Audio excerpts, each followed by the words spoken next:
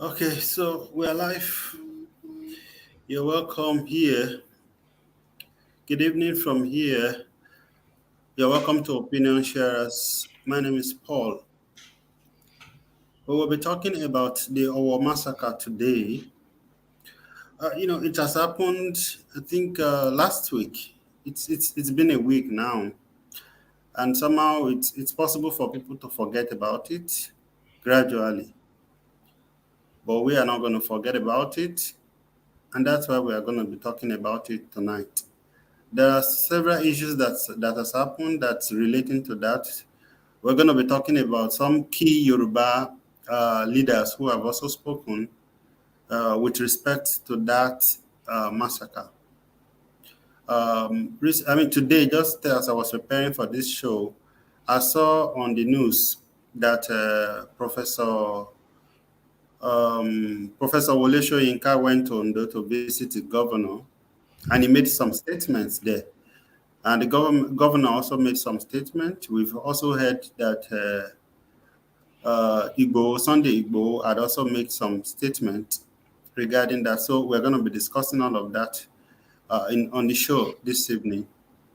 So please stay tuned. Feel free to join us. We want to see your comments, and we ask that you please help us share the broadcast so that other people will be able to contribute to the discussion, and they will be able to join us as much as they want to. So I'm going to be introducing my guest soon. So before we do that, let's quickly take a minute, like we always do, to share the link. So please grab your phone and let's quickly share it.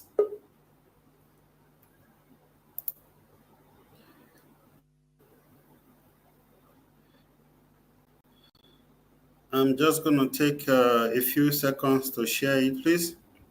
If you can get the link, please go ahead and share. Help us share it in groups where you think there might be people who will be interested in such discussion.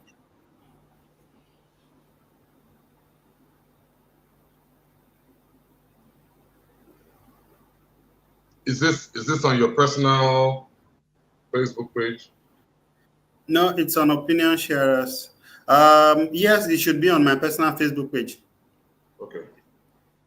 Yes.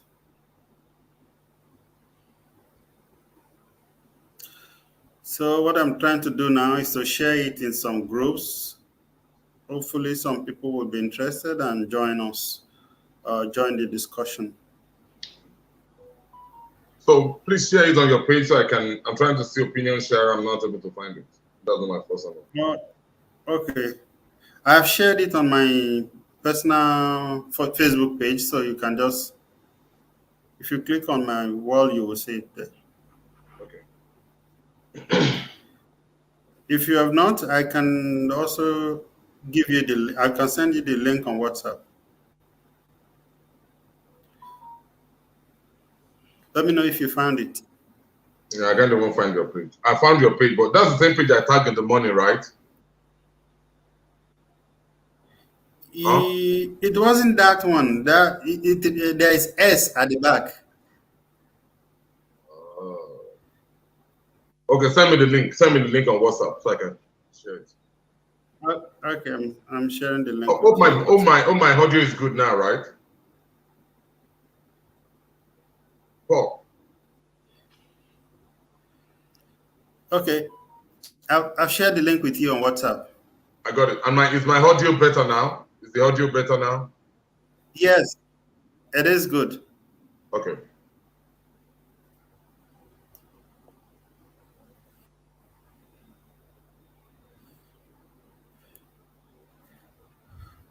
Okay. Thank you, everyone, for joining us once again. We will be talking about what you can see on the screen right now. And like I was saying a few minutes ago, a few seconds ago, I was talking about what happened on the 5th June, that's last Sunday. So-called unknown gunmen enter into a Catholic church in Owo.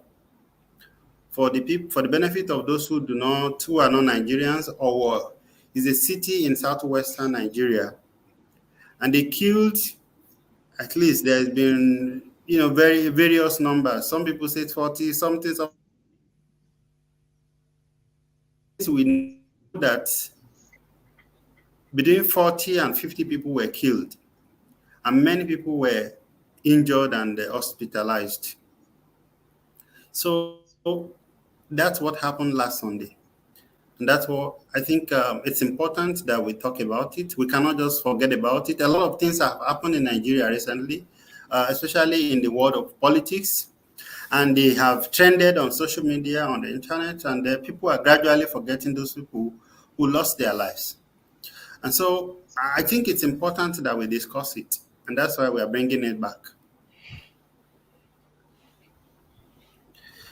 So I would allow my guests to introduce themselves. I will start with IT is sort of, I think this is the second or third time on Opinion Sharer. So I will give you the opportunity to first of all introduce yourself. IT. Oh, yes. Thank you. My name is Itsunoa Korede. I'm a Nigerian, and I love everything good about Nigeria. So that's it. Thank you. Village boy. Thank you. I'm the village boy. Okay. Tosin. Good evening, friends. Welcome to the show again. I'm Citizen Oluwatosin. All right. Timilehin. Good afternoon, everyone, from here at least. I'm Timilehin Oguntuyaki. Thanks. Okay. He's Timilehin. And my name is Paul. I have some questions, on the ground. When I was doing my research, I was asking myself, why will it happen? Why? And I couldn't really I couldn't really place my hand on what could have resulted to that kind of act. But anyway, I don't want to preempt my guests. I'm going to ask the village boy to just, help us understand on why you think such would happen or could happen. Thank you very much for that. We do know that for some times now, terrorists are in most of the pushes in the southwest. We also do know that there had been an issue with the farmers' herdsmen clashes. We are not unaware of the raping, the killing. I mean, which the kind of thing that threw up Sunday Igboho as an emergent leader. Let me just call it an emergent leader. So who felt that okay, there's a need to address these issues. Those are the socio-political background to the Owo Massacre. But beyond that, the other salient issue is like, unknown to many, Owo has one of the finest gold deposits.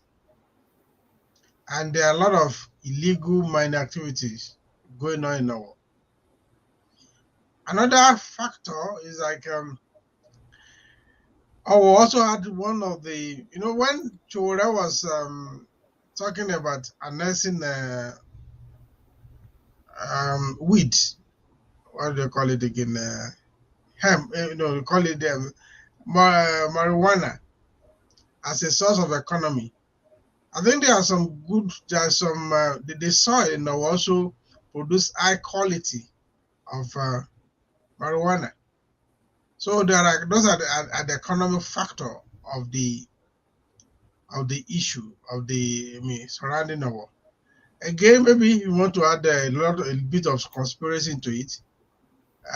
because of the opposition of the current sitting governor of Ondo State, Ogbeni Akeredolu, happens to hail from Owo.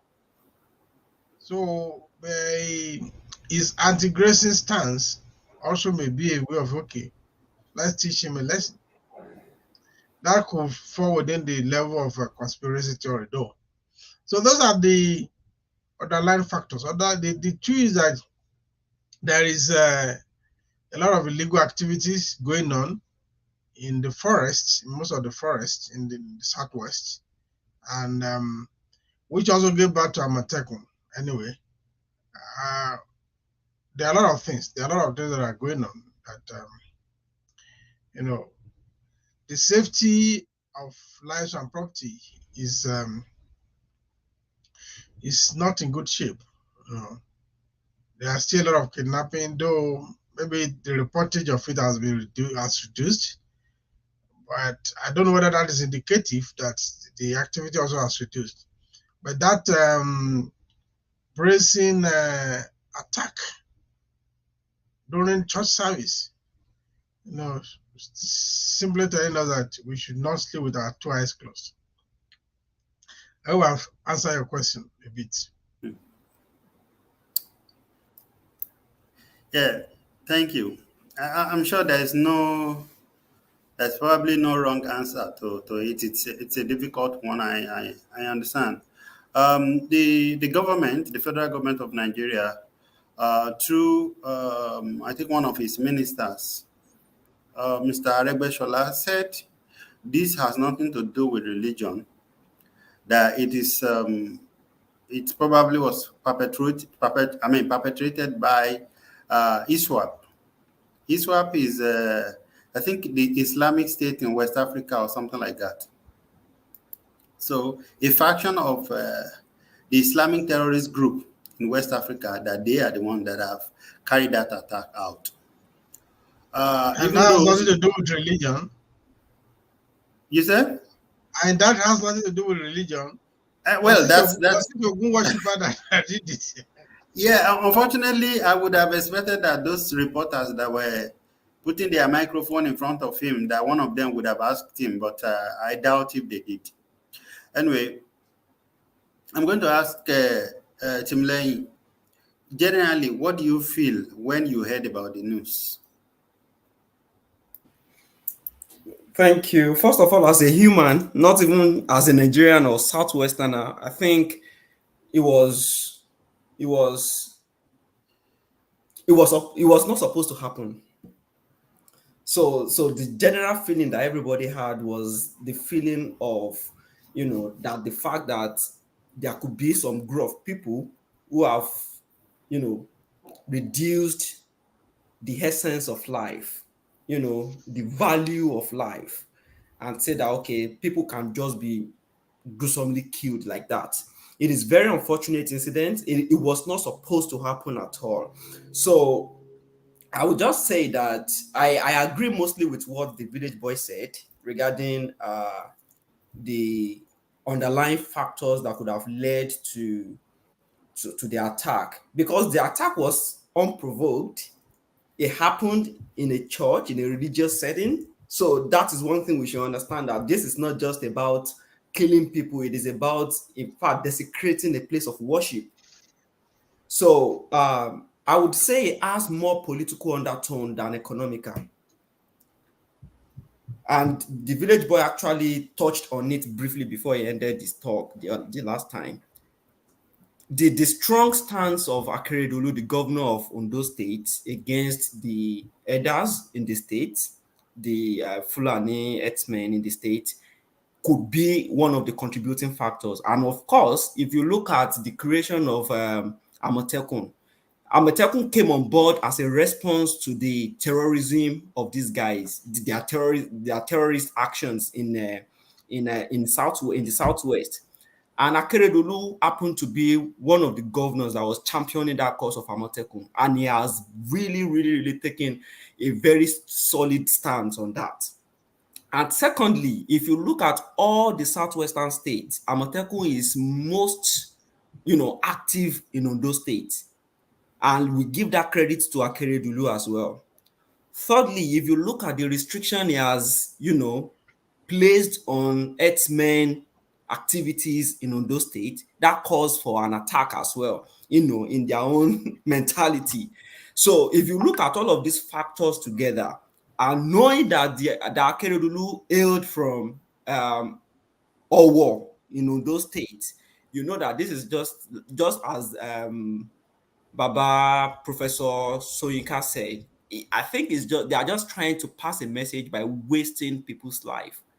So I think it was not supposed to happen, and unfortunately, many people are talking about this, but our government, the people in government, the political people, they are not actually talking about this enough. Apart from paying a visit, and that's where it ends. So if they could track, if they could track NSAS protesters' accounts, if they could track, people that are protesting, demanding for good governance and better governance, if they could track their account, their passport, if they could actually get hold of Kanu in another country. So why wouldn't they be able, if they really want to, why wouldn't they be able to track these guys down and get hold of them? But of course, nobody wants to offend the majority when it comes to playing political game in Nigeria. I yield my mic. All right, thank you very much, Timulai. I'm going to bring IT. IT is originally from Ekiti, but I think he probably lived most of his life in Ondo. So IT is probably also connected with a lot of the political people and a lot of big guys in Ondo State. So IT, I wanted to pick your brain.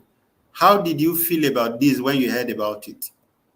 And what do you think exactly? I mean, what do you think is happening?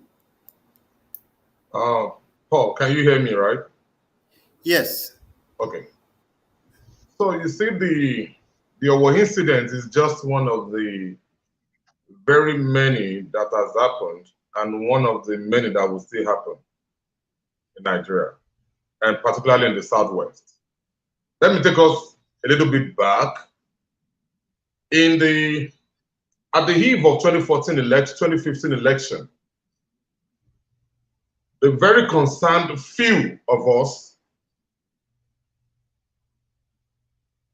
were shouting and screaming at the top of our voices about the impending danger of the Southwestern people, not talking about the Boko Haram insurgency in the Northwest back then. We thought it was just about the northern people killing themselves. Hello? Insurgency was in the Northeast, not in Northwest. No, Northeast. I said the Southwest people were not talking about insurgency in the Northeast. You said Northwest, actually. Oh, sorry. Thanks for the correction. So we didn't talk. We thought it was just the Fulani, the Borno crisis. We didn't know it was coming, but I knew it was coming. I knew it was coming. I knew it was coming. And back then, between 2014, between 2012 and 2018, I wrote more than 100 articles about that. And each time I talk about that, people think that, oh, because he did not support the Buhari administration, that's why he's talking. But like someone said, there is fire on the mountain, and we don't care. We didn't care. But now we have the fire at our doorsteps now. The Owo incident, when I heard it, I had to turn my phone off. Number one is that my parents-in-law are from Owo. My wife's parents are from Owo and Ido and Axis. My mother lives in Ondo right now. I have a lot of my friends who are Catholics. At least I have about 6 Reverend sister friends who are serving in Owo. So when I heard it was an attack on a church, I knew that was big. I didn't know the volume, but I knew that was big. But let's go ahead and talk about what we think the cause would have been. Sometimes last year, Nnamdi Kanu, I still have the video. Nnamdi Kanu read a letter that was written by a group called the Fulani something group. I don't know if you have access to it, I can share with you. And they specifically mentioned Governor Akeredolu's name in that letter. But you know, when each time Nnamdi Kanu spoke, they thought it was a tribal, it was generating tribal sentiment. It was looking for accomplices. So there was a pre-information before the attack on Sunday, more than a year. But the security apparatus or the security system that we have in Nigeria don't care. I stand to be corrected. They don't care about you. They don't care about anyone. If there was an information, if today any one of us is talking at the beer parlor and say, I will kill the governor tomorrow, the police will arrest you tomorrow, that same day. Because someone will report you. But there was a written document saying that we are going to punish Governor Akeredolu for that. And I'm sure that the DSS didn't take it serious, the police didn't take it serious, or they took it serious, they knew it was going to happen, but because some people are above the law, nobody could act. People keep saying that we have been surrounded. We knew that before now. The Southwestern guys knew that before now. The governors knew that before now. And that was why reasonable people like Governor Akeredolu took their Moteku step. Reasonable people like Governor Akeredolu and few of them took their Moteku step. And do you know it was also frustrated by some Southwest governors too? Do you know that? Like our uncle in Ekiti State did not wholeheartedly support that because he had a pact with some people. I don't have the right information about that, but I am sure that he did not support that wholeheartedly. So now it has happened. Will this continue? I want to say an emphatic yes. Until we, the South people, or until Nigerians begin to talk, begin to challenge, begin to hold people responsible. Did you read Bishop Arug? Yeah, that's Bishop Arug, right? The Bishop of Wadausis. Did you read his interview in the Punch today? Did you read it? Have you read it? No, I didn't. Even after the attack, they called the army. Bishop said they called the army, but they didn't come. When the police came, they picked he said it was even the one showing them the cartridges of the bullet, and they picked it and left. And do you know that this man said that even after the incident, there was no security detail there. Everywhere in Nigeria is corrupt. They have been infiltrated by these guys. And I would not say it's just the Fulani. Fulanis have accomplices. When I say Fulani, I'm not saying the generality of the Fulanis. I'm talking about the people attacking other people, the terrorists. They have accomplices in the government. They have accomplices in the military system. They have accomplices in the community. They have accomplices who are Yoruba people. They have accomplices who are our people. I will stop at that point now. Thank you. Okay, IT, thank you. That's a lot. Tosin, I want to first of all ask, where is Sunday Igboho? I was surprised when when the audio file came, and then it was his voice I heard, and then he was repeating himself, saying that he what he saw, that the leaders of Yoruba are not able to see it. Can you make sense of what he was trying to say? Yes, there is a lot of sense and senses from what he said. First of all, where is he? He's in Cotonou. Yeah, he's in Cotonou, and that is not his voice or video message. In recent time, he had made, I think, interview with some media houses before now and expressed himself that he is coming even to Nigeria very soon. That voice note was very short and brief, straight to the point, and if you listen to the voice note very well, it shows this guy really loves his people, the Yoruba people, very well to his heart. Not minding his status, is not minding his state of being. He has everything. He can just live his life comfortable and just forget about everything that is happening. His family is not in Nigeria, and to an extent, he can defend himself. But this guy just wants his people to be protected. So, in his voice note, also, he restated that even if killings is happening now and the Owo crisis happened or the Owo massacre happened, that it is not over yet. We will be deceiving ourselves if we think these people are not, they have not entered us. They have entered us. They are everywhere. I don't like when people start passing a voice note or video that they are around us, so they are this. They came in with 2 3 lads. I don't really like that. I see that as a panic alert. But of a fact is that these people, they are into us already. They have entered us already. They are everywhere in the Yoruba land already. They are our gate man, they are our Okada rider, they are everywhere. Recently, if you watch the news, you will see Okada rider having a crisis. And see, if they say Okada rider, they are come Furuko Bon Lashirini.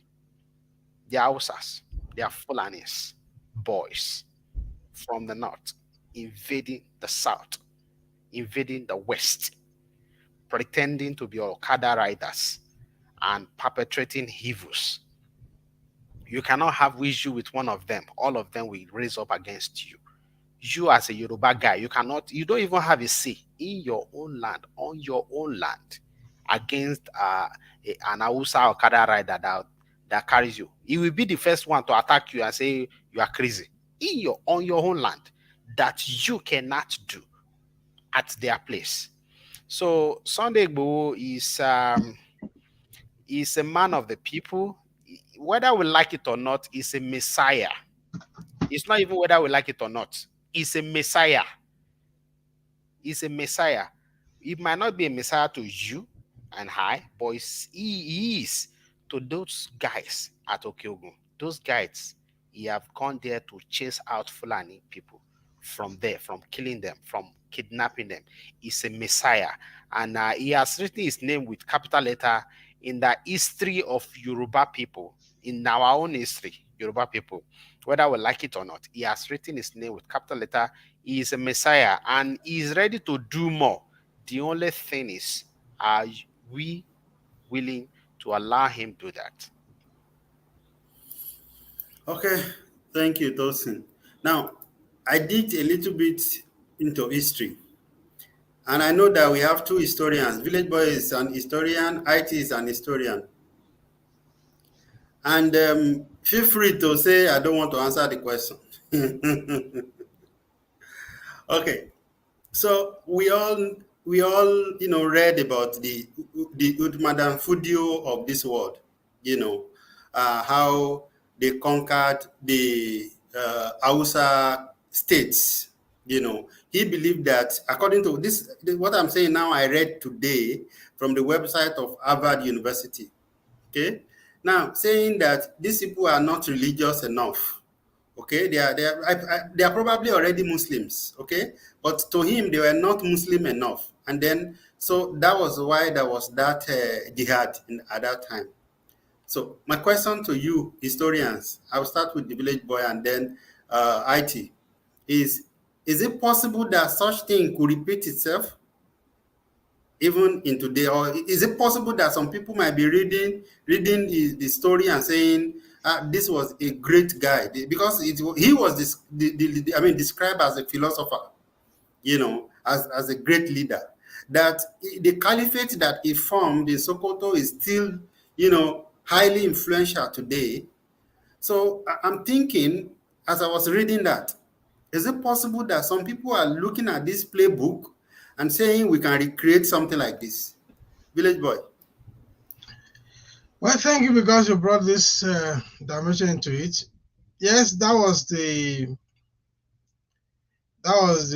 slogan or the propaganda then that they were, to maneuver and his people, they wanted to establish,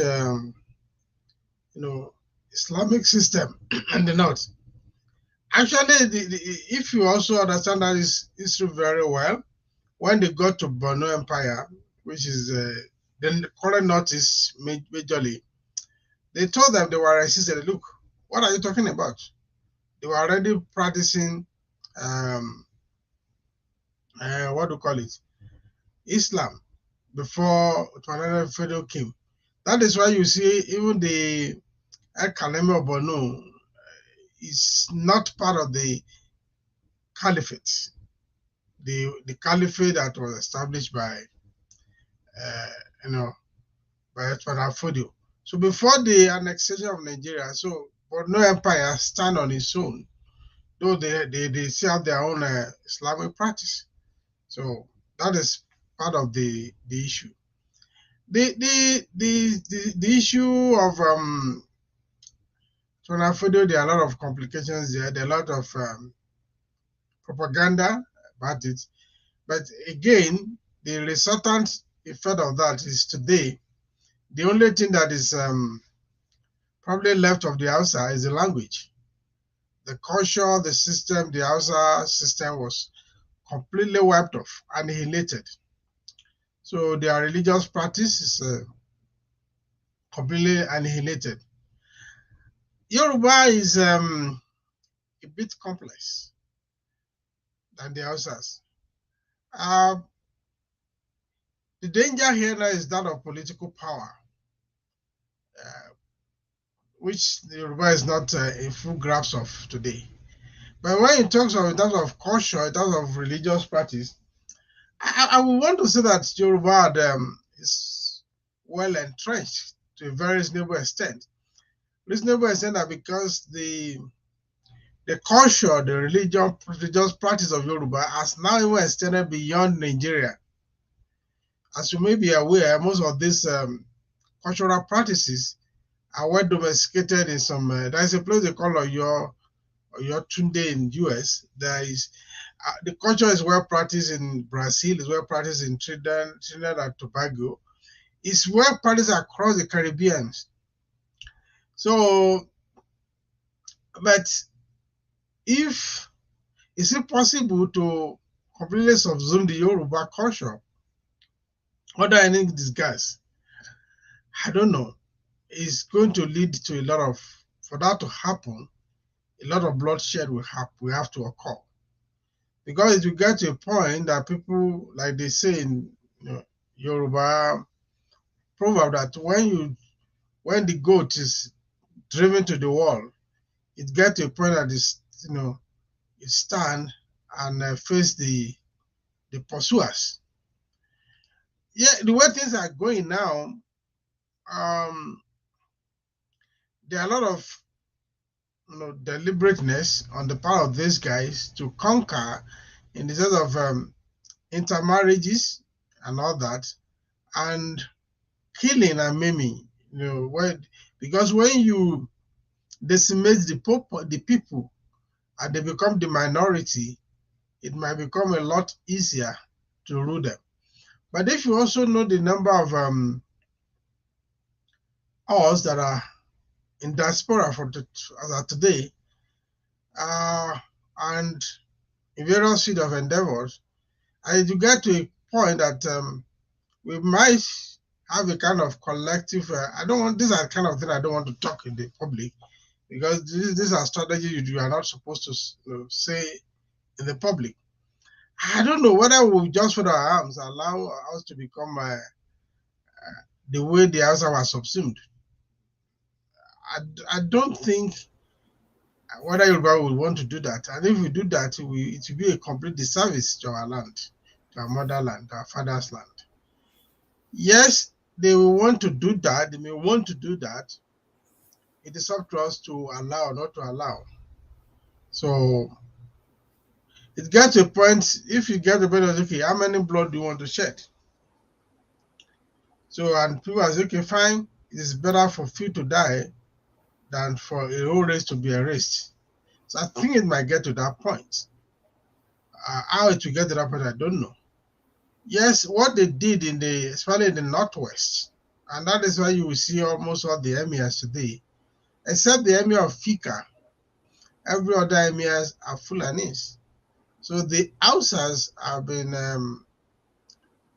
become, they are the farmers, and most of their children are the Almanjiris. So the Hausas, only a few of them are kind of incorporated into the elite class in the north. These are fat that you for a long time they were able to manage that fat by taking out the nomenclature of Hausa Fulani. But you will discover that one good thing that the Buhari administration has allowed them to do is to come out and say, look, hey, we don't want to be hiding under this Hausa Fulani name now. We are Fulani is Fulani, Hausa is Hausas. And Hausas are left in the code. So that's why today people talk about Fulani. In the past 10, 15 years, people don't talk about Fulani, they talk about Hausa Fulani. That is one of the things that almost like the French policy of assimilation. That is what they did. They always present the front to us, those who don't know anyway, as Hausa Fulani. But in the last few years, maybe because they are now empowered, they say, no, let's drop this Hausa camouflage. We are Fulanis, Fulani, Hausa is Hausa. So, yeah, it will, like you see some people in Ilorin today, you have to ask them, are you Yoruba or you are Fulani? Some say they are Yoruba Fulani or they are Fulani Yoruba. So there's much confusion, in Ilorin today. So human history is evolving. Modern history, because it's more complicated than the old history. So, this is not an history class. I miss pause. Okay, thank you, sir. I know that it's a little bit controversial, but I just believe that there are things that needs to be said. And somehow some people would have to muzzle up, man up and talk about it. This is not meant to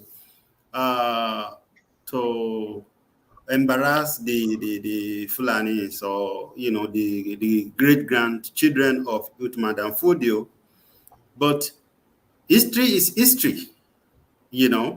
I was opportune to have learned about or to have heard about Uthman Fodio during my secondary school. That was why when I was working on this, my brain went there, and then I went Googling it, and then I find it that it is even documented by Harvard University. All right. I don't know whether children in school today in Nigeria are being taught about this. I doubt it. So, which means many people, who are 14, 15, or 10 years old probably are not aware of it. They don't know anything about it, But this is the reality. And history can repeat itself. Just look at Russia and what do you call it? Ukraine. I didn't believe that it was going to happen. Many people are saying, it is not possible, one Europe country to another Europe. But, it's been over 100 days now, and hundreds of people, perhaps thousands of people have been killed, in cold blood. And anyway, IT, you are an historian. Do you think history could repeat itself? That some people can be playing with the playbook of Uthman Fodio and saying that we are so powerful now, that we can replicate what Uthman Fodio did. Just like Village Boy was stylishly saying that the Hausa people have almost their culture has been erased. Now people are saying, often I correct Tosin. It is not Fulani. I mean, Hausa Fulani. Hausa is separate. The Fulani is separate. But they are almost non-entity now. Like, it's believed that their children are mostly the Almajiris, and they are beggars on the street of their place that was once their fatherland. So is it possible for history to repeat itself, even in Yoruba land? It is Dr. Bolu Oluwadele.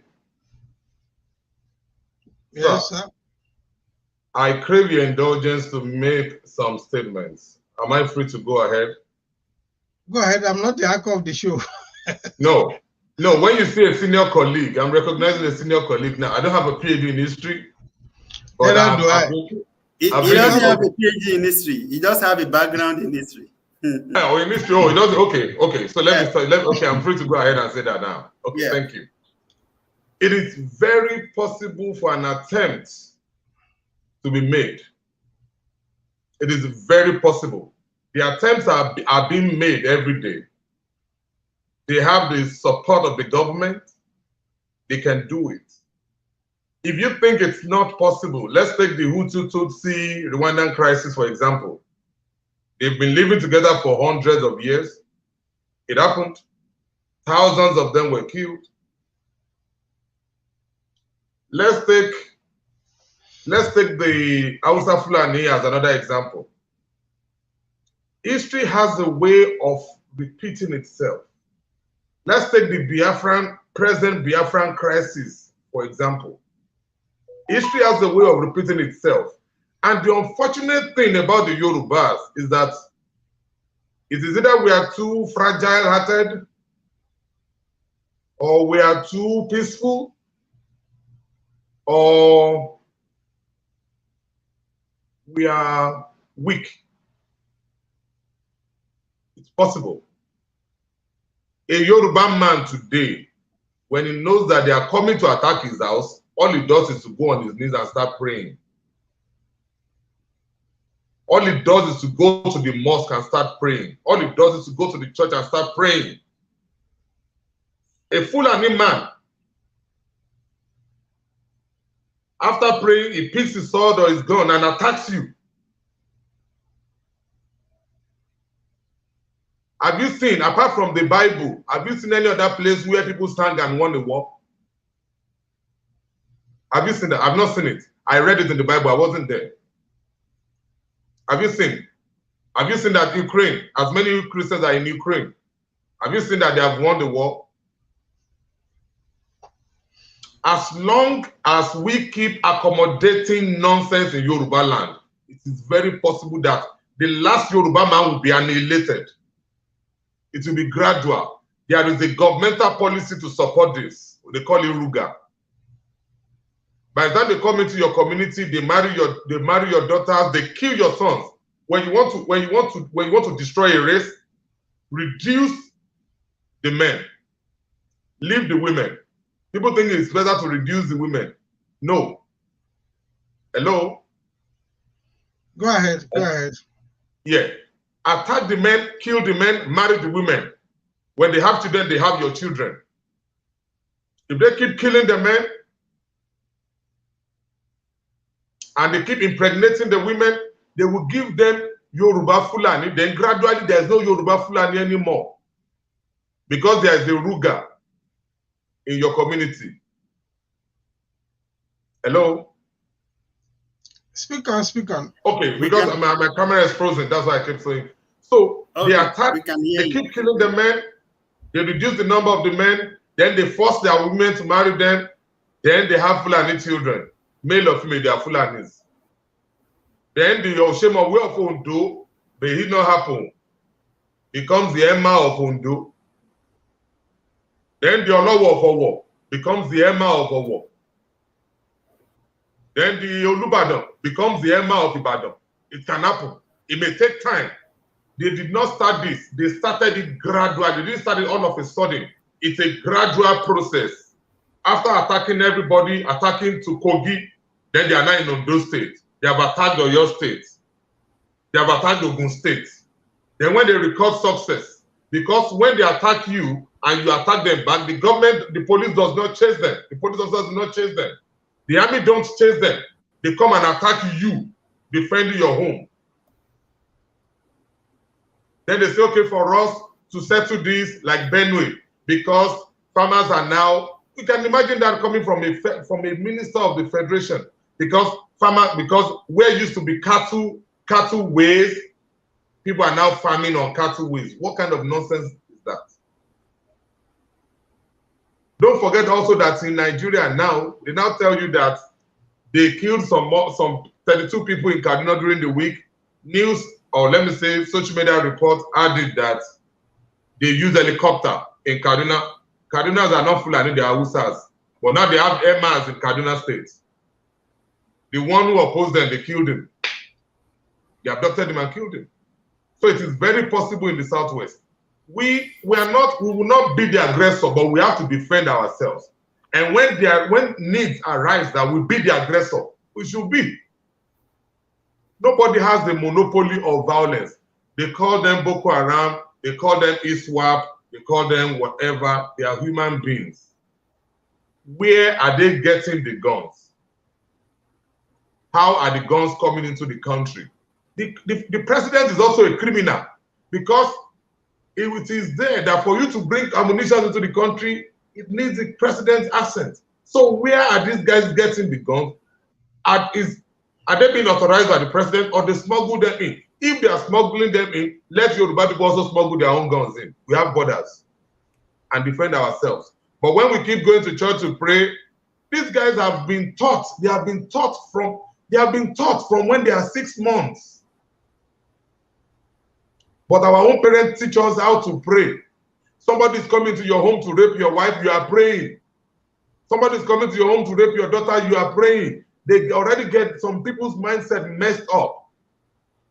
Then we think it's not possible. It will take another 50 years. Let me tell you how possible it is. Do you know that? Go and look at the House of Representatives in Abuja and Senate, and the House of Senate. Do you know that your senator, to feel among, has to wear a Wusaka? Haven't you noticed that? For your representative, your members of the House of Representatives, to feel like, okay, I'm accepted in Abuja, he has to wear kaftan and wear abokika. And you think it's not possible? We are even submitting ourselves now. We are walking into the submission. You will never catch me wearing an Hausa cap. You will never. You will never catch me wearing a Senegalese or kaftan, or what do you call it? You will not catch me. I'm a Yoruba man. Proper one. A Yoruba man, a typical Yoruba man that we read about in history would rather die fighting than accept his house being taken like that, just like they are taking us. How many reprisals have you heard happening in Owo or Ondo? Because our parents have told us, remember the son of whom you are. Remember the son of whom you are. When they are coming to kill your parents, they are coming to kill your daughter, coming to kill your brother, kill your sister, then you are remembering the son. And the ones who can talk among us, we destroy Sunday Igboho ourselves. Yoruba people attack Sunday Igboho. Hausa did not attack him.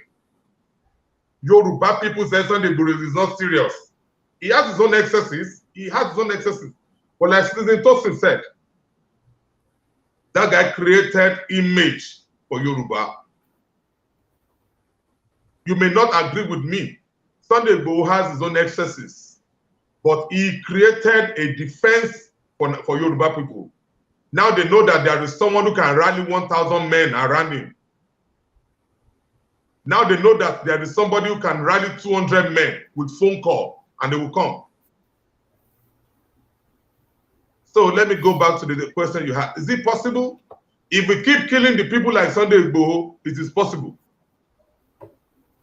If you keep going to church to pray, when you hear that Fulani people are coming to attack your village, instead of you using what you have to defend, sir, there's nothing honorable in you holding your hand and see your wife being raped, or see your daughter being raped, or see your mother being killed, or see your aged father being killed. There's nothing honorable there.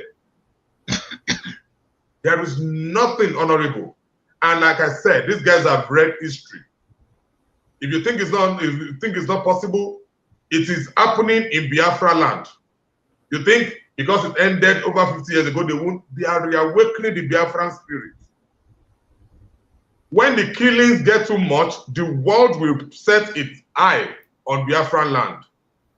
When the killings get too much in the east, because you kill them, they kill you. You kill them, they kill you. You kill them, they kill you. But Yoruba, they kill us, we run to the Kabiyesi's house to protest. We run to the cathedral to pray. Jesus, please, put your...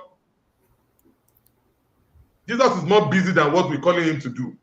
When God created the world, he said, subdue and replenish the earth.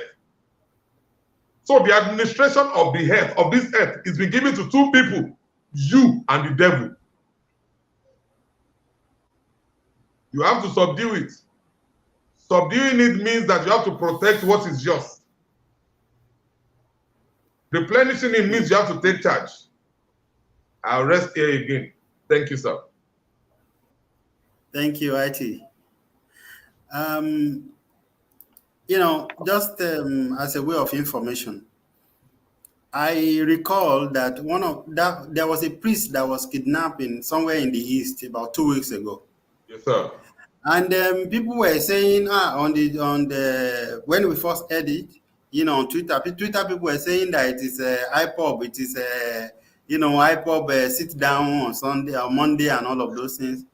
And then when the priest was released, there was a video, and it was even on the news, that it was actually kidnapped by some young Fulani men. So imagine if he had died. Imagine if he was not released. So IPOB would have bear the responsibility. Yeah, they put the blame on IPOB. Yeah, everybody would have been continuing. In fact, everybody, including whether Yoruba, Igbo, and Hausa, people were blaming them on Twitter that day. Until when maybe about a week later, and they have taken 100 million. Do you know what they use? Do you know what they do? Use the money for? Paul. So do you know what they use the money for? Buy more ammunition. Yeah, most likely. Buy more ammunition. And you see a truckload. We call that car those truck motor elejo. You see truckload of these young men leaving their homes. We say the economy of Nigeria is bad. So you leave a truckload from Kano or from Katsina or from Daura or from Fika, and you start coming to Ibadan to do what? You say you want to come and be riding Okada. Are there no Okada for you to ride in Kano? There are no people there to carry. And they are not. Kano has triple of the population of Ibadan. But these people, it is a strategy. When people say they have surrounded us, they have. And now that they cannot operate freely anymore in the east, sir, count your fingers. Another 5 weeks will come, and you will hear another news in Southwest. Because those who should be defending you, right? Those who should be defending you, they will pay them. Even the bishop that was abducted said that was very close to a military checkpoint. If you listen to one of these army generals, one maybe chief of defense staff last year said, you are going to conduct a house-to-house search in Nigeria. And when guns are found in your house, even if it is a Dane gun, if you have a young man in that house, is going with them. So you will knock my door in Texas. Police will knock my door in Texas and say I should bring my gun out. Number one is that you have trespassed. Number one is that has my gun been used to commit a crime outside? No. IT, wait. Let me move the conversation forward a little bit. Now, there was a statement by Professor Wole Soyinka, whom I believe all of us respect very well. He was in Ondo State to commensurate with Governor Akeredolu. And he said, and I'm quoting now, according to my source is Guardian newspaper. He said, it was targeted at Governor Akeredolu. We are dealing with people who are obsessed with domination. It is in their blood. It is in their greed, in their creed, their psyche that they need to dominate. He further said that ISWAP, Boko Haram, and Fulani S-men are working together collectively and individually to collect, that was what he said. Now, Timileyin, I'm sure that this is somebody we all respect. It's not like somebody who just come out and begin to blow hot, you know. As a Yoruba person or as a southern or southern western person, what comes to mind when you hear Professor, saying something like this? Right. Thank you. So before I read Professor Soyinka's article, before the report came out, I actually had the same sentiment. So, I was telling you when you sent me the link that this is what I tried to give you an analysis of what I felt about it. So, if you look at the operations of these people, there are similarities. So whether it is ISWAP or ETME, in fact, I feel like all of these names are just like diversion strategy, just to divert your attention from the main purpose for which these things are being done. Now, is it terrorism? They are unleashing terror on people. They are killing people, right? So they are decimating places and institutions. So what this tells you is that even if they are not working collectively, they are achieving the same goal at the end of the day. If X-Men go to our farms and they do this, they kill people, they rape people, and ISWAP go to church to kill people. So what's the difference? Terror is terror. So even without attributing too much attention to the fact that they work collectively, I feel like they are working to achieve the same goal, and that is to create fear. Because Nigerians are naturally religious, just like Mr. Itunu said. Nigerians are naturally religious.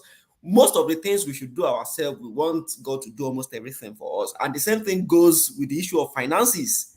We have talked about it so many times on this platform that where people are supposed to be working, they rather go to church and pray for blessings. They pray for blessings. And it's the same thing in the issue of security. And that's what Akeredolu is doing differently. That is what he's doing different. I said the other time that Amotekun is most active in Ondo State, and everybody can see that. If you hear anything about Amotekun, intercepting any set of terrorists, you will know for sure that it is in Ondo State. Even the Gagan. And another thing that you should link with this issue is that when Fulani herdsmen actually attacked Igagan last year, look at what Governor Akeredolu said. On the day he posted that, I condemn this, the normal politician stuff. That was exactly 1 year after that they actually attacked the Catholic Church in Owo. There are too many coincidences, right? And these are not just mere coincidences. These are to tell you that these people, whether they are working collectively or they are working individually, whatever the case may be, they are achieving the same goal of unleashing terror. And this is totally unacceptable, which we all must really rise up. We really must know that there is fire on the mountain already. There is fire on the mountain. So that's just what I would say. Wole Soyinka is, of course, a respected fellow in Southwest and, in fact, nationally in Nigeria. So what he's saying is merely fact. Sometimes we just need someone to tell us. We know it. Sometimes we just need someone to tell us. We know it. And maybe the fact that he is speaking up, it will trigger some leaders in Southwest, especially political leaders, because they are our greatest undoing. The politicians, they are our greatest undoing, because they really have to wine and dine with people that would never support the emancipation, or even, let me not use the word emancipation, let me talk about security, because that's the major issue now. They will rather pay, less attention to the issue of security in Southwest. So maybe this will be a wake-up call to political leaders, and in fact, leaders in traditional leaders, like our kings. Maybe they will begin to see that there is really problem here that must be addressed. Okay, thank you, Timilai. I'm aware that somebody wants to call in. I'm going to display a number on the screen so that maybe one or two persons can call in, just speak, because it's opinion sharers. I just want, and I don't want us to. We don't. There's nobody that have the monopoly of information or the. I mean, this platform itself is not. It's just for. We are just keeping it engaging and keeping it busy. We want other people to come and share their views. So, this WhatsApp number, you can call in, and then I will put it on speaker such that everybody would be able to hear your voice. All right. While we wait, I will quickly ask Tosin. Do you perhaps have an idea how effective Amotekun is? Somebody is asking even in the comment section that that Shebi Amotekun is supposed to be all over Southwest. What are they really doing? Do you have an idea? I know you don't live in Nigeria, but do you have an idea? Amotekun, they are effective by name. I don't think they are effective indeed, because right from their creation, the federal government, which is led by Fulani man, it didn't allow them to have full operation. How will that the Amotekun be effective with Denga? If see the terrorists, the bandits we are talking about, they are just calling people bandits. They are terrorists. In the news yesterday, Iba Gani Adams, he said they have information that these guys, helicopter was used to send them food or to send them weapons. You will not expect him to just come out and just blab.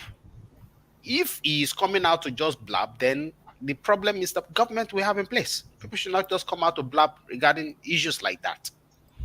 So if he's coming out to say that, that means he has a good information before coming out to say that.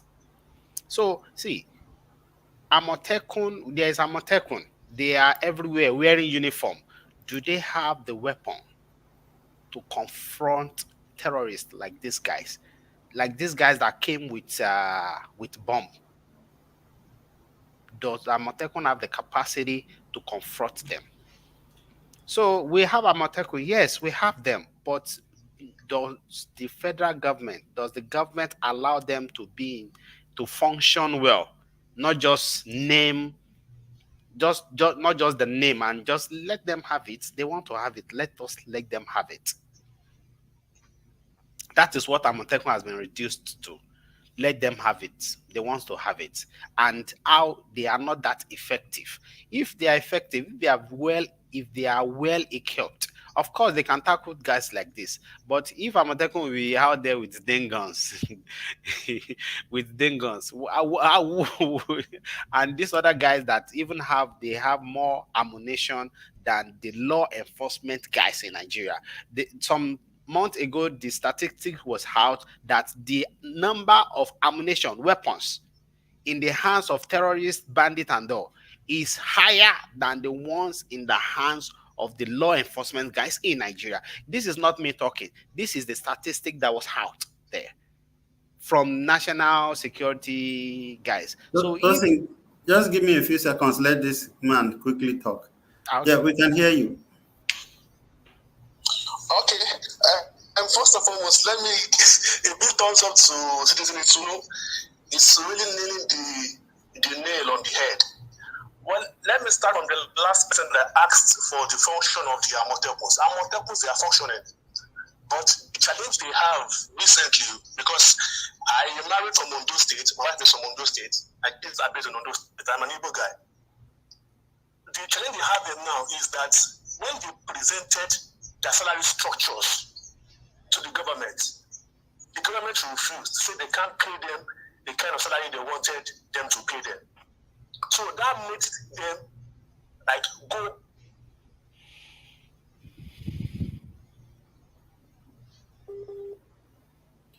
Okay, now we have Nigeria problem. Network is connecting. Our people have adopted Mr. Okay. Ituno. Hello? Can you hear me? Yes, yes, Okay. yes, we can hear you now. Yeah. What I really want to say is that we, the Southerners, we think we are smart. Why we were not smart?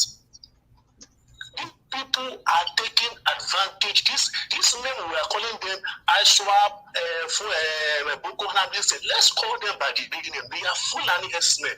They are descendants of Usman Danfodio, and they want to possess. They want to take over our territories.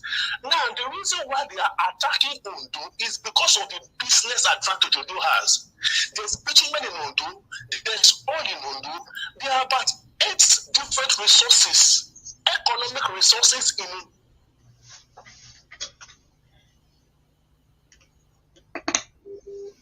Now we can't hear you again. No. Paul. Yeah. Can I come on and make a? Can I come and make a quick drop something quickly? Yes, please. Last year, there was a news that got Nigerians celebrating. And they asked me what's the news. What was the news? That Abu Shekau, the leader of Boko Haram, was killed. Remember that news? That was May of last year, right? May of last year. We started celebrating. Boko Haram leader has been killed. And who killed him? Who killed him? He was attacked by ISWAP by 50 gun trucks in Nigerian territory. 50 gun trucks by outlaw groups. 50 gun trucks by ISWAP. And tell me, do you know the mother body of ISWAP? That is ISIS. And I told a friend, I said, Nigeria is in a more deep shit now. Sorry to use that, but that's what I will use it. That's what I'll use. I said we're in a bigger mess. Why? Boko Haram concentrated its operation on Borno, part of Chad, Niger, Cameroon, Yobe, Adamawa, and some other pockets. But wherever ISWAP is mentioned, ISIS is mentioned, they want to take control of the government. They want to take control of the government. And that will lead me again to Nnamdi Kanu. Nnamdi Kanu said in one of his broadcasts, I'm an avid listener. I follow him bumper to bumper because he gives facts and history. Nnamdi Kanu said he was in the prison when the son of the founder of Boko Haram was taken to court and was released. And the guy already told him they were going to release him. He told him at the prison in Abuja that they were going to release him. And the challenge he was given is to go ahead and let's terminate the leadership of Boko Haram and take charge. And now, when they took charge, they have to disperse to other parts of the country. Even if we don't like Nnamdi Kanu, we now have that he was saying it. He said the truth. Most of the nonsense, quote and unquote, that he said are coming to reality now. Now, a Yoruba man cannot sleep with his 2 eyes closed. Now we see that innocent people, very innocent people, are being killed every day on a daily basis. We are able to talk about Owo because that was on a large scale and it was at a prominent location. If it was a small church that was attacked, that like they have been going to kill farmers. You know, it's not every news that we hear about. It's only the ones that are prominent, the ones that trickled to the social media that or the press is able to catch that we hear. Now they are playing another politics. Ask me what? They said they have arrested those who killed Owo. I can bet it's a lie. It is only to make people simmer down. It's only to calm the temperature. It is a lie. Nigerian police will arrest a criminal, you will see the picture. Nigerian police is now very, very unprofessional that they arrest you and they subject you to social media trial. So if they have arrested anybody connected to that crime at all, they would have broadcasted it. And now we are posting it on social. You see, a typical Yoruba man's mind is very, very.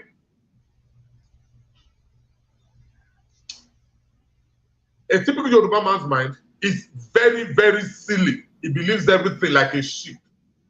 That is why Christianity has found more ground in the Southwest than any other place in Nigeria.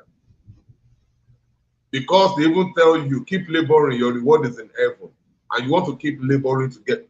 It is very, very disheartening that we children were killed, grandmothers were killed, grandfathers were killed, people were caught at their prime. Let's say between 30 and 55 people were killed in less than 1 hour. And they posted it on social. Even if you listen to what Allah was said, if you listen to what Allah was said, the interpretation is that they said he spoke of war. They said they have arrested. If Amatekun had told me that they arrested, I'll believe. But involvement of Nigeria and Nigeria police, no, take it back to Abuja. Take it back to Abuja. They have not arrested anybody. They know where they are. They will go, instead of going to where they know, they will come looking for people at the marketplace. At Ojawo or Ojaoba in Akure. So we have as Yoruba race, we have a long way. We're not even talking about anything now. But in terms of our security, it has been torn down and we have a long way to go. Thank you so much, sir. Thank you, IT. Let me quickly give Dr. Bolu a few minutes because he will soon be joining another meeting. I wanted to ask you, sir, this question, or if you like to say some other things, you can. But I wanted to ask you, just in case, let's think about it. Can this kind of a thing happen in another region in Nigeria, and there would not have been consequences by now? Imagine if it had happened in somewhere in the east, or if it had happened somewhere in I don't know where else. You have 3 million religions. Could the Yorubas be taking advantage of? That's just what my question. Because like Tinu was saying that I saw that video where Oba was saying that the government said they have arrested those people, but till date we have not seen any concrete facts to believe that. They're just trying to calm us down, or shut us up. That's what it is, in my opinion. Anyway, please. Well, the truth is that when you talk about that region, that reminds me of a proverb. When 3 people are eating on a plate, and you say, when we finish it, you turn to the second person, I will tell you who is licking the soup. Is that not a very clear indication? There is I've documented this before in one of my articles, Premium Times. There was a tradition that we inherited, which we may have to deal with. At a point in time, because after the Kiriji War, the Yorubas were tired of fighting war. And the orientation then is like, look, there is no much benefit in war. And that's what we inherited. Because of all the regions in Nigeria, of all the tribes in Nigeria, the tribe that fought more wars are the Yorubas. When you talk of internecine wars before the colonialists came, we fought more among ourselves than ever before. So after the secession at the Kiriji War, there was this unwritten law, look, enough of fighting, enough of war. And that has been passed on. And this idea, this ideology of not fighting is what has given us the label of cowardice, that people think we are cowards. So I don't blame it on like Itunu was blaming it on religion. It's not more of a religion. That was an orientation there that, look, enough of fighting war. That was in the early stage of the military in Nigeria. The Yorubas were not joining the military. Only the outcasts, the very stubborn people who ran away from home, were joining the military because they did not see dignity in fighting war. I think it's about time now we begin to reverse that ideology of not fighting, because when we find ourselves unfortunately, in in a country that are occupied by other people who believe in fighting. So for us to survive, we have to say, okay, our people fought up to create the war, they were tired. Now we stop fighting after create the war. Now they want to, if we don't fight now, they will alienate us. Because, you know, it's not about prayer. Even in those days, because in Yoruba land today, they still retain, it's a mixed religion state, it's a mixed culture. They still practice all those whole things. We know modern warfare require a lot of sophisticated weaponry, but we have over time also be able to lift the veil of our people not joining the military. At the time, it was no longer a taboo to join the military. It became more prestigious to join the military. It wasn't like that before. So why don't we call our retired military men to start, inculcating us that look, at the time we are here now, we are now post-Kiriji war. We have to go back to pre-Kiriji war era. This time we have to fight, not among ourselves. We have to fight collectively now against common enemy. It's just to change the narratives. So before we are fighting among ourselves, then when we go to Kiriji war, we say, okay, enough. Now outsiders are fighting us. So it is time for us to come together and fight the common enemies. If you have listened to Professor Akito, he said that if the strength of Yoruba army were not decimated into all these Tenisai wars, that it would have even been practically impossible for the colonial master to capture us. But because we are fighting in segments, they are fighting on yours, I mean, one side, they are fighting their own on the other side. But today, what we need is a collective Yoruba force that believe that for us to remain as a people, we have to fight. Because those who are coming to us want to fight. And the only language they know is fight. Yes, in terms of weapon, we might be behind, but we have people, and I want you to say this, we have our people who can even develop. We have good brains, sufficient brain, engineering and everything that can develop sophisticated weapons. We can develop modern weapon that is even more beyond gun and arrow to fight this war. But we have to inculcate ourselves that there is a difference between fighting among ourselves and fighting external enemies. These people in our forest, they are external enemies, and we have to rise to fight them. And no many of you here will be surprised that I'm saying this. That is the truth, because again, if you don't learn from history, you will repeat the course of history. Like to me, and also I'm aware, like when you go to Okiogun now, there is already a mixture, a racial mixture. And when it goes on, the first thing, you eliminate the able-bodied men and you keep the women. Just we saw over time, we saw Hausa Fulani for some time, you will have Fulani Yoruba for some time, Yoruba Fulani for some time. Then you will separate, so Yoruba is Yoruba, Fulani is Fulani, like we already seen. So we have a lot to learn from the Hausas. Yoruba stopped fighting because we have fought ourselves for too long,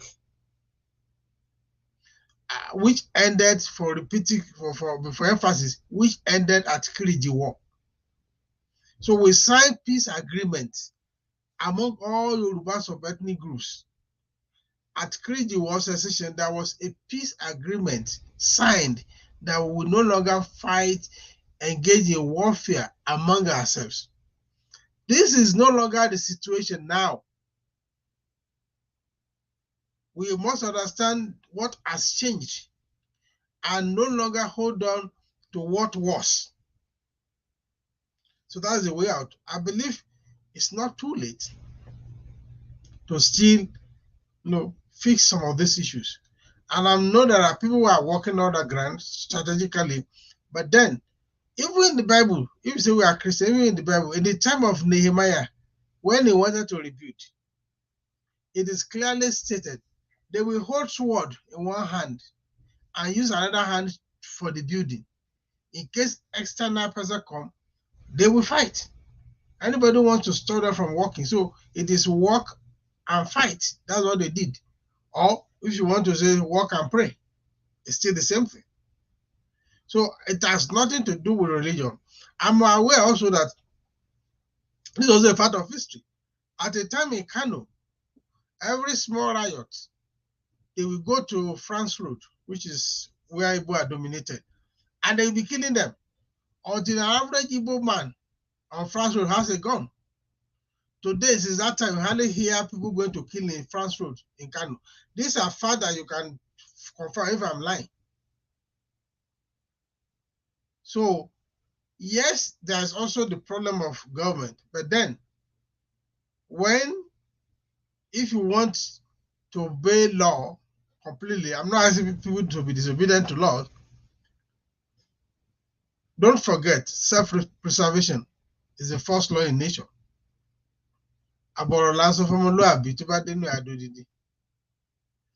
Sorry, gentlemen, I have to leave to another place. So thank you very much, sir. The message is that the peace agreement after Kriji War is no longer the same decision. Then it's no longer the same thing. Yorubas should not fight themselves, but they should join force to fight their common enemies. That's what I would end this. So have a wonderful celebration as you continue. Please. Thank you so much, sir. Occasion. You're welcome. I am one of those who did not expect you to say that. So you said that some people would not expect you to say, because the village boy that I know would not say that kind of, but I guess it has gotten to that point, where even the elders can no longer look on. Thank you. So Thank you, we'll talk some other day. Maybe all right, sir. This evening can say congregate to do behind the scene or something. All right. Yeah. Thank you, sir. All right. So now let's take a few more minutes before we go. And IT, I still want to go back to you, and then I'll go back to. Okay, I think I should go to Timile. I mean, you're trying to send me to jail today, right? No, not at all. Even me, I'm beginning to suspect myself now. I hope that when I land there, not me. No, the truth has to be said, though. It has to be said now. We cannot. It is true that our parents put us in this nonsense. Our grandparents, our parents put us in this nonsense. A generation will come that will set everything on fire, not set it free. We will burn everything down. That's it. I think the generation before us, they were docile. Sorry to say. Unfortunately, they were highly educated. Many of them were highly educated than even some of us, but I don't understand. Anyway, the point is that how can we guide against this repeating itself? Is there anything we can do? Like the call that Sunday Igboho was making in that video, 2 minutes plus call out, saying that it is not too late, that we can still, come together.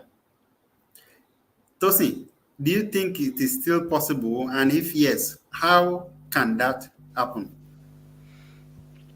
Yes, it is still possible. And how it will happen, I don't want to stretch too much. How it will happen? How it will happen is on the choice of our presidency. Who become president? Who become the next president of Nigeria? And it is very difficult. I have had sleepless nights. I've had headache.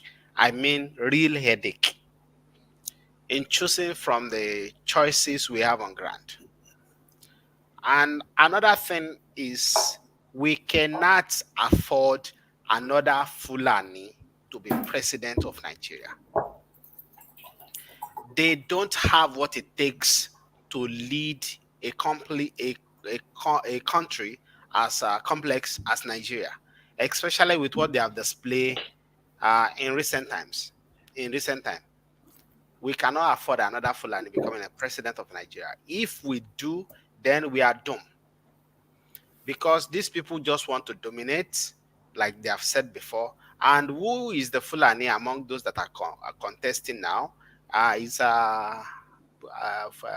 Abubakar and Atiku, who is originally not from Nigeria also. And we have presently in a president that is not also from Nigeria. Open book for old man. No, he's what is now the book where they before now with the recheck. And we have a president presently that also is not from Nigeria. Yes. No, Buhari himself said he had cousin in Chad. He himself said it. So he had ties with other countries. So these people, yeah, because the Fulanis are all across the that is why that is just one of the reasons we cannot have them again lead the country Nigeria. So not to have this take over. See, if we say this thing cannot happen again, we are only deceiving ourselves. Turkey, we have today a Muslim country. Turkey is part of Turkey is mentioned in the Bible. Brother Paul, Apostle Paul, his ministry, a large part of his ministry happened in Turkey. But today, they conquered Turkey and become a Muslim country. So if we say that we cannot happen, we are just deceiving ourselves. In order not to make this happen again, we need to sit up. Every Southern and Westerner have to take the next coming election as serious as their life. I've seen people trooping out to go collect their PVC. The momentum is so much encouraging, and we should keep that. We have only two choices.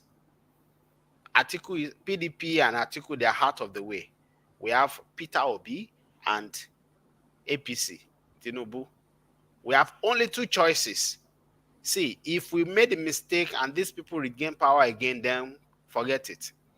They are already in our midst. They are already, see, I saw the video you share with me. I cannot finish that video. A lady saying, they are somewhere. I cannot finish that video. See, this is a known fact. Whether they are in somewhere, a state camping themselves, or they are scattered all around us, they are just there. They are just waiting for an umpire among them to say attack. And who among us, you and I, even if we are in Nigeria today, if we are Igbos, you will not run. I will not run. How many of our Yoruba brothers and sisters even know how to cock a gun? But these people, they have been outside from their childhood, fighting for survival from their childhood, and they can do anything. So the only means we can stop this from happening is to elect a Southerner or a Easterner or Westerner to lead Nigeria. This will correct the kind of damage we have presently on ground. Okay, thank you. Now, let me quickly, I think maybe I'm supposed to ask Tunu or Timlay. Okay, both of you, I want both of you to answer this question. And since Tosin has taken me a little bit towards politics, I'm going to, ask something around that. If you look at the acceptance message of Tinubu, and I'm not canvassing for Tinubu, I'm not supporting him, okay? But if you look at the acceptance speech of Tinubu during the APC, that election, you will see that in a long time, I've not seen anybody sound so strong like that. Do you think a Tinubu government would not tolerate this kind of thing? Just in case. I'm not saying, I mean, let it be on record that I'm not supporting Tinubu, okay? I'm just saying, because it was Tosin that dragged me there. So let's Itunu go first, then Tulane.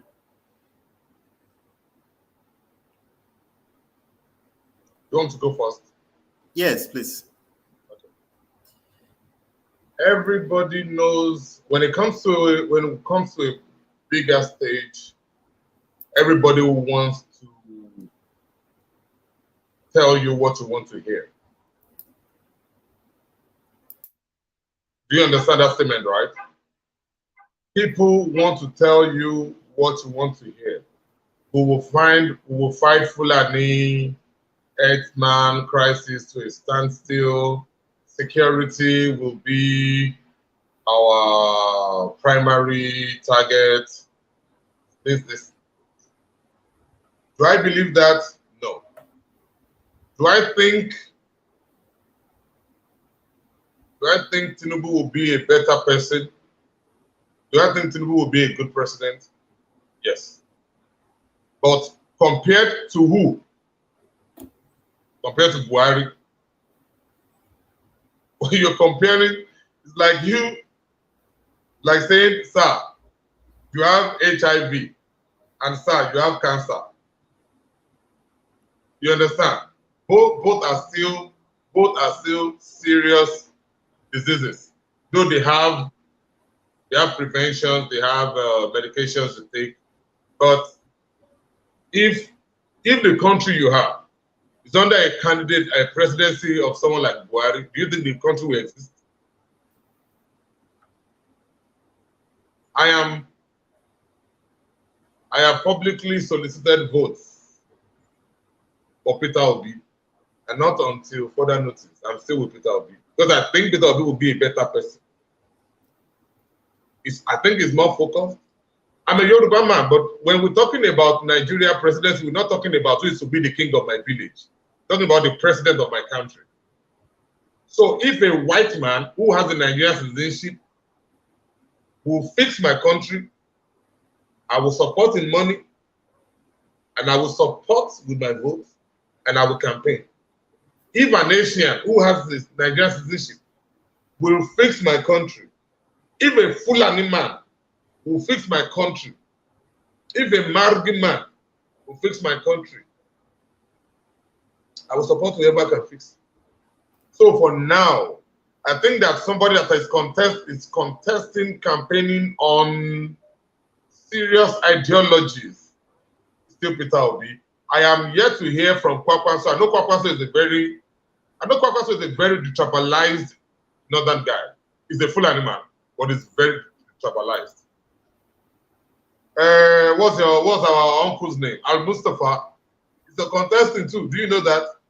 Al Mustafa, the same Al Mustafa, is contesting too. Yes. He's contesting too. It's another person that has information, but I'm not sure if it's not going to be worse than Buhari, because I fear it's antecedent. But let's go back to our focus. Yoruba. I want to say this. In your heart of heart, similarly, my namesake, Susan Tosin, do you think that a federated union will solve our problem? In all honesty, because everything, let's talk to Ibadan and come back to Lagos. We will still talk about the form of administration that has put us in this mess. Do we think that what we have right now is the best option for the survival of Nigeria? Now we call something the Rwandan example. I don't know if you have ever heard about that. The Rwandan example. Now people don't even talk about Tutsi and Hutu anymore in Rwanda. In Rwanda. Now people don't talk about that anymore. They all have access to Kigali. Kigali is their home. Unlike Nigeria. The best of us will campaign for the worst of us. The best of us will campaign for the worst of us. To do what? To lead the best of us. So when you are putting, just imagine, just imagine, Dr. Ekweme was Shagari's deputy. Dr. Ekweme was Shagari's deputy. Dr. Nnamdi Azikiwe was the ceremonial head of government, and Tafawa Balewa was the prime minister. Again, professor of law is the deputy of the NEPA. I'm not, anything I say about Buhari, I'm quoting what has been said. I'm using everybody's qualification. Buhari did not present his high school certificate till date to become the president of Nigeria. And when someone like that rules, when someone like that presides over the affair of your country, they say, oh, he has equivalent of what, masters? What equivalent are you talking about? And I always say, also say this. It's not always about academic qualification. We have some very idiotic professors that when they talk, their ideas think. But because they are older than you, you want to listen to them, you don't want to embarrass them. Just listen. But you know that this man is an embarrassment to his children. Exactly when it comes to politics. People lose their sanity. Because everybody just wants to be close to the powers. If your closeness to the power does not have any positive effect on your community, why? What are you doing there? What are you doing there? I was to contest in Ekiti State. I did my posters. People were telling me, instead of doing MHA, why don't you go do MHR? I know that was a trap for me. I don't have the money. Then they will collect, that's it. They will collect all your money. I've been here now. I've had more than 3 elections. I don't remember when people will say we are going to somebody. I don't even know my party secretariat. I don't even know any party secretariat here. A 21-year-old boy, Nigerian parents, born in Nigeria, raised in the US, was elected in my city less than 6 months ago. 21-year-old boy was elected here. Until Nigerians know that we are all Nigerians and we only hold our tribal sentiments when we get to our own home, we are not going anywhere. Many of us, I've seen people that told me that, oh, you mean you're supporting Obi instead of your kinsman? I said, he's a Nigerian like me. And that's how many of us here think. The only thing we think about now is how to make Nigeria better. That's why we're here. But you see, most of our friends, they have either a Christian or he's a Muslim because I'm a Muslim, and he's a Christian because I'm a Christian, or he's a Yoruba man, he's a Fulani man, he's an Igbo man. When we keep doing that, Fulani will keep invading your territory. When we keep doing that, Fulani will keep invading your territory. So it takes less than one. I think is it not the acceptance? Is it not the acceptance of the Fulani in the old Ilorin that made the Oba in Ilorin fell? That's it now. Let me tell you something, sir. It takes less than 1 minute. When you put a bag of cement and dump it on your heap of sand and you mix it, and you add water, it takes less than 1 minute. You will not be able to differentiate between the cement, the water, and the sand. Everything is together. It forms a different product. Then we say we are plastering. Then you don't talk about water anymore. You don't talk about sand anymore. You don't talk about cement anymore. You talk about a different product that you use in plastering your home, making something different. Because three components are together, sensibly working together. But since 1861, 1914 amalgamation, the two problems that Nigeria ever got to, the two disasters that ever got into Nigeria was, number one, the amalgamation of Nigeria 1914, and 2014, the acceptance of Muhammadu Buhari, 100 years apart. The two disasters The two disasters, sir, not even under, name anything, name any president, name any former head of state, not even under Shagari, not even under Buhari of 1983 or 1984, not even under Yaradua, not even under Gowon, not even under Tafawa Balewa. Was any race, or did any race feel this bad? Or did any race feel that Nigeria is our property? Not even under Sani Abacha. Not even any under anybody. But right now, they have the effrontery to do whatever they want to do. It's a full-scale brigandage. It's a pestilence. It's a disease. Now, to say I'm a Nigerian, number one, before we were coping with the image of corruption. Now we are coping with the image of useless leadership. So sometimes I want to cry when I talk about things like this. It is well. It's Please unmute yourself. Thank you. First, let me start with it is not well. Now, that is the truth of the matter. It is really not well with the country. So let me, I would like to talk about the Yoruba people, and I'll talk about the political influence on the security state of the country now, especially in the Southwest. So my appeal to the Yoruba leaders and every Yoruba man and woman now is to just form a formidable team, irrespective of political association, to form a formidable team, and of course, to learn to not talk too much on our strategies. Village Boy talked about that briefly before we started the meeting, and that is actually the truth. Because the truth is many Yoruba men were supporting Sunday Igboho secretly. But his greatest mistake was granting too many interviews. Talking too much was a major issue then. And that was one of the things that landed him in problem. He was fighting like a just cause.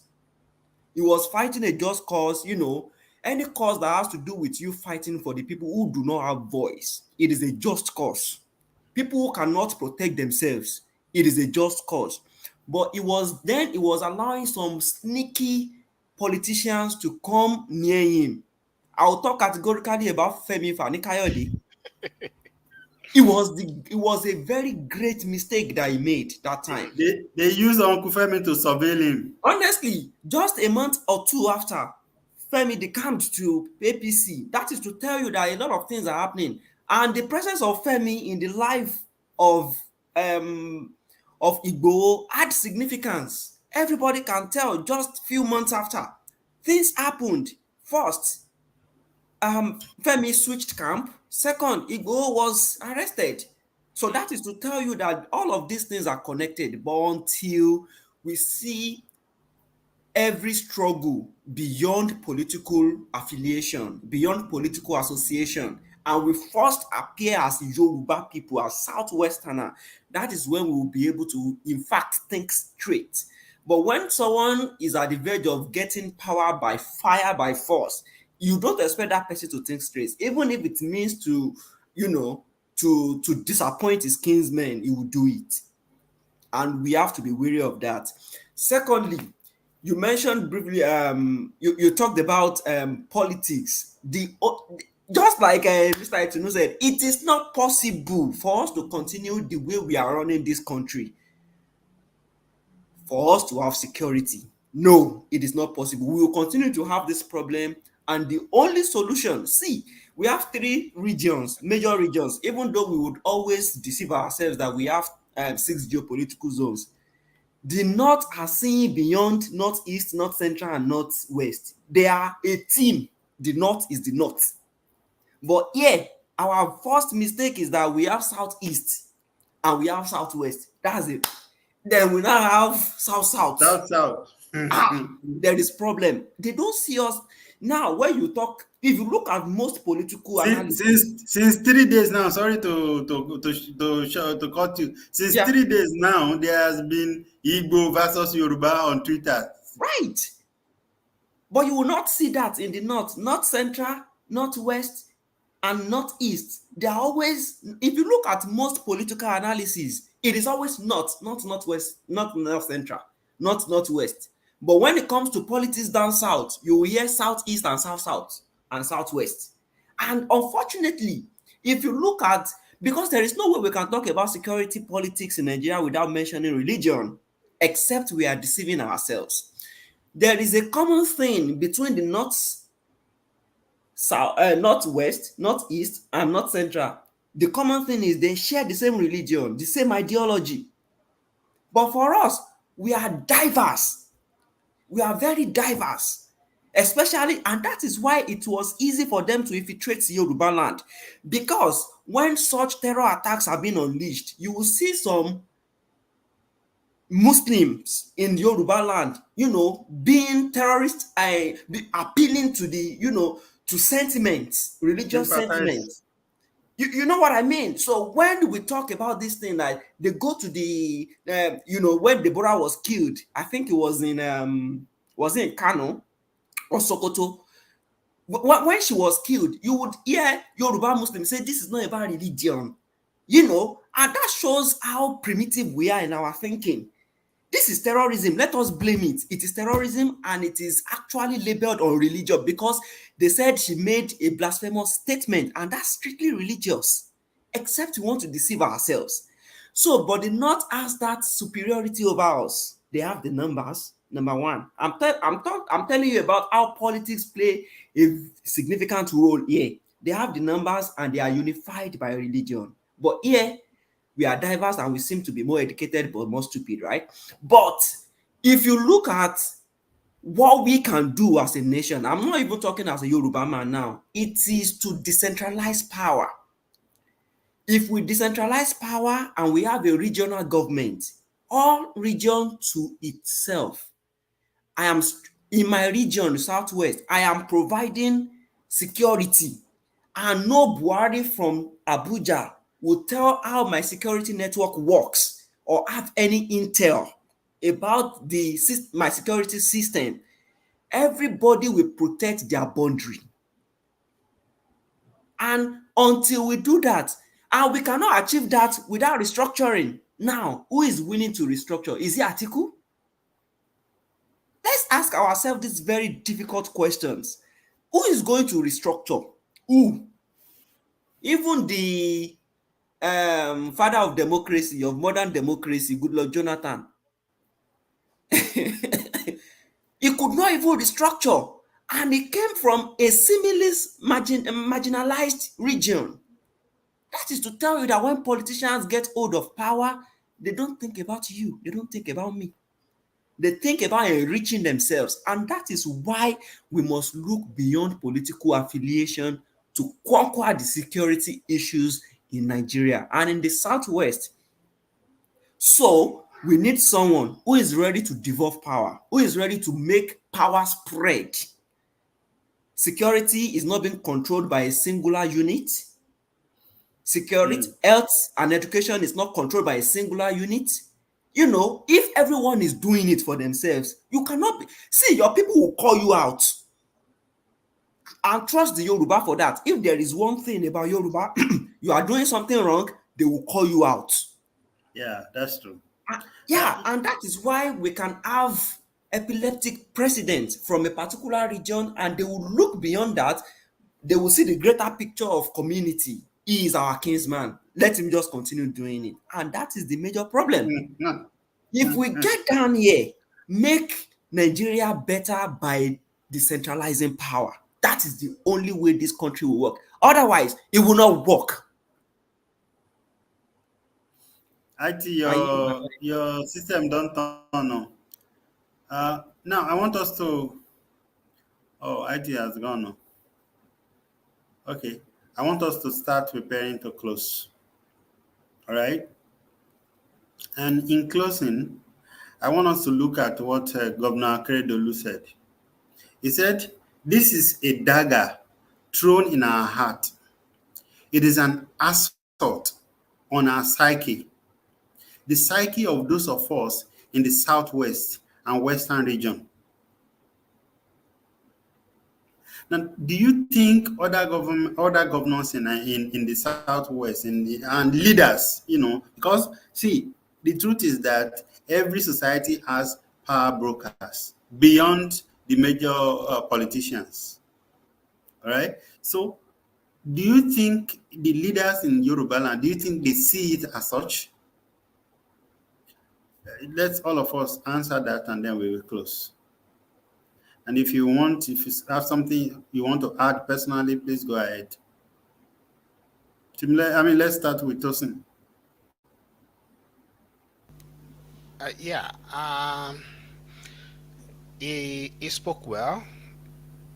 Of everyone on this panel tonight have spoken about how brave Arakorin has been, and why that attack was targeted at him, and the role he played also in the Amotekun and all that, identifying with them and all that. He spoke well about power brokers. The power brokers, they are getting tired also. They are getting tired. You remember some month ago, the daughter of one of the Yoruba leaders, Baba, one man from Ondo State. I forgot. I don't know how to pronounce his name now. Pharaoh Tikin something.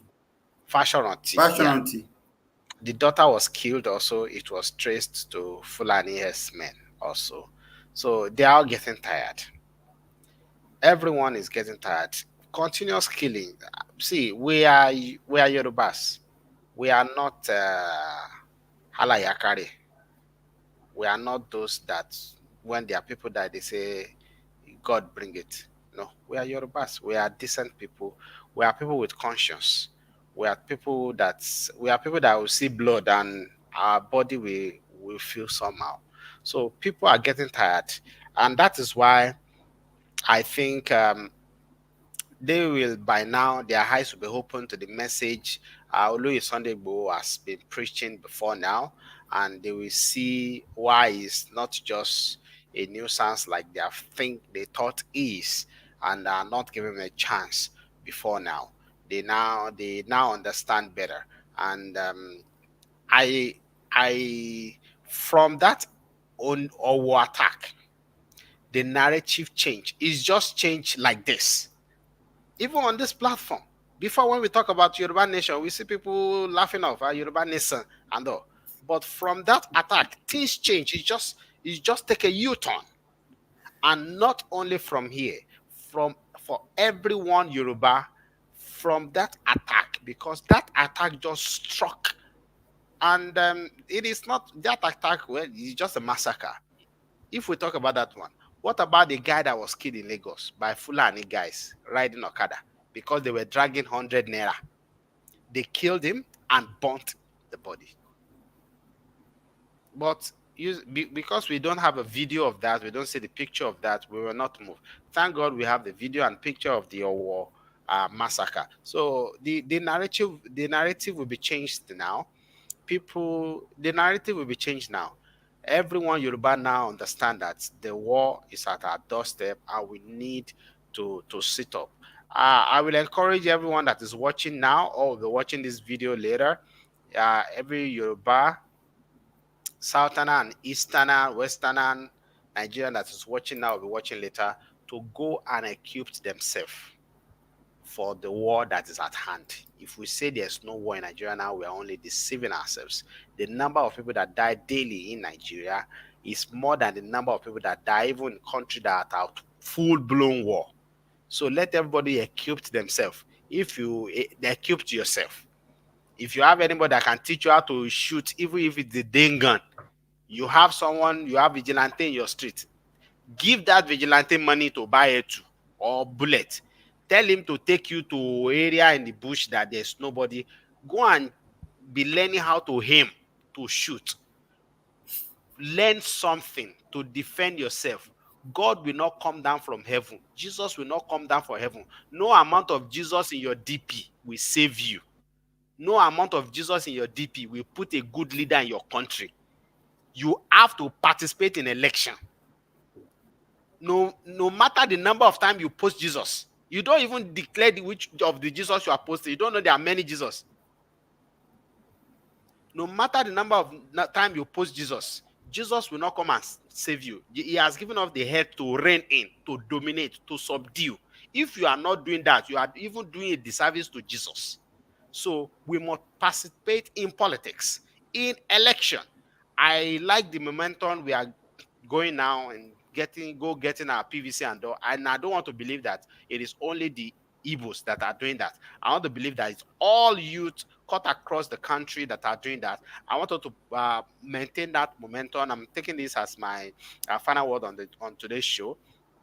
I want us to continue in that momentum, go get our PVC, get involved in politics.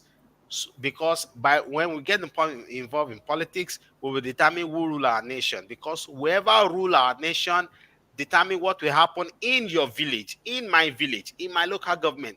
Because fish stink downward from the head. God bless you.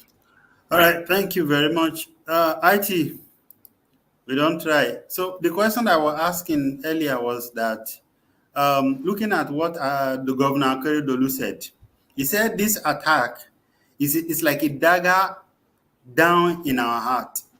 It is an assault on our psyche, the psyche of those of us in the Southwest and Western region. This is what Governor Akeredolu said. So the question is, even as we close and let this be your final or closing word, do you see other leaders, both political, religious, and otherwise, power brokers, business leaders in the South, or especially in the Southwest? Do you see them? Do you think they see the Owo Massacre the way Governor Akeredolu has described it? And what do you foresee them doing? See, if you want to do an holistic appraisal of Governor Akeredolu, you will know that he has been found wanting. I don't want to use the word failed for anyone, but you know that he hasn't done much when it comes to civil service and other stuff. But in terms of security, in terms of showing his people that I will protect you, Akeredolu and Fayose have done well. And sometimes you think that you want to look at this student that have happened to Governor Akeredolu should have happened to us in Ekiti State under Fayemi, or Lagos State under Sanwo-Olu, because these two people only. I'm not even sure that Lagos is not even part of Amotekun. Lagos is not even part of Amotekun. So if it had happened to people who don't really value what Akeredolu spearheaded, because this is an agitation. This is an agitation that Akeredolu has risked his personality, he has risked his political fortune for. At the time, remember, at the time Akeredolu was championing the cause of Amotekun, his case was in the court. Remember that. His second time election was in the court at the tribunal. So he risked everything. The president could have seen that as an affront against them and say, okay, Akeredolu, you are losing that seat. But he risked everything. That's how committed he is. So I don't wish it happened to anybody, but it has happened, and like I said, it will still happen. Like Senator Oluwatosin said, let everybody get prepared. If you don't know how to show, sir, did you see this video yesterday? It went viral. Someone went to pray at the mosque, and he had cutlass in his waist. Did you see that? I didn't see it. At the masjid yesterday. Did you see it? No. It went viral. More than 3 million views. Really? This in guy Nigeria? was praying at Nigeria, yes, now Yoruba. He was praying. Cutlass was tied around his waist in Yoruba land. That's how they speak. Huh? What do you say? Always guiding. Always guiding. You now see priests going to church with loaded kalashin in Nigeria. Now you say where do we start from? Where do we start from? I know that it is not too late, and I know one more thing: there'll be more attacks. And I know one more thing: if you don't listen to the voice of Sunday Igboho, and we keep making jest of him, he doesn't speak English. He's an illiterate. The ones who are literate, how far have they led us? The ones who have received formal military training, military intelligence training, how far have they led us? Oh, let's keep praying that God should do what? Let's keep praying. I hope you and Tosin are not stylishly referring to me that I'm always saying Yoruba Nation. No. They keep making jest of Sunday Igboho, that Sunday Igboho say no Yoruba Nation. They make jest of Yoruba Nation. I also say that. Okay, may God forgive you today. We forgive you today. Now you know that. Now you know that if they enter Itapa 1 minute, they will overrun Itapa in 5 minutes. I don't bring that, I'm just saying, if they enter Itapura is my father's village, they will overrun that community in 2 minutes. Let's keep hoping the best come. Our people they ain't gone, no. They ain't gone. The only one person will chase everybody into the forest with one Kalashnik.